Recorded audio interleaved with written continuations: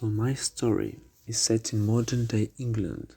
The Doctor is really interested about the whole media storm surrounding the return of the young scientist Danny Smith, who disappeared back in the 50s.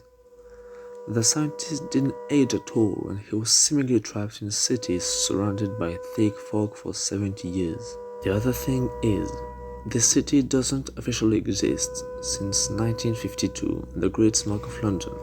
Since that event, it's been a forgotten location as if everybody didn't seem to notice it, almost like it was protected by some sort of perception filter. A few people like Smith were able to notice the city somehow and explore it with a little camera. But except him, not a single one of them returned. Alex decides to explore the forgotten city by her own despite the Doctor and Sam forbidding it. Sam follows her after a few minutes of complete mist they can finally contemplate the forgotten city. At the same time, the discussion between the Doctor and the scientist shows that the latter has been severely traumatized by his experience, even though only a few memories remain. There's something off about him, as if the ardent desire of life has been sucked out of his body. He's no shadow of himself. The scientist thought he stayed only a few hours, not 70 years. The Doctor asks if he returned with some footage of the city. Danny Smith gives him a film cam. Back to the TARDIS, the Doctor plays the film.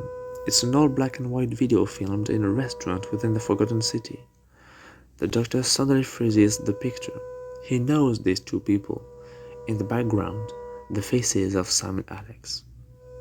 Our two companions quickly realize that there's something odd about that city. It looks like it has been frozen in time. The current year is 1952. Since, well, 1952. And also, why is the weather so perfect? Why everyone seems to be so happy? Perfect clothes, perfect teeth, perfect building. Everything is strangely perfect. At an hour before midnight, every single light of the city are turned off. The inhabitants stop what they were doing and still stand. After a few minutes, they start to raise their hands, like a proposal for Alex and Sam to join them, to become like them. They are all hypnotized by these white robots. The land of fiction is back.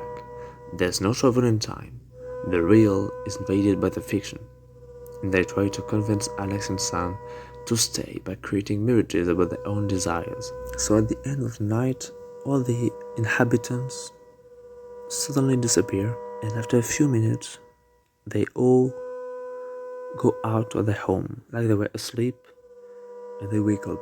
And the thing is, they do the same thing as the other day.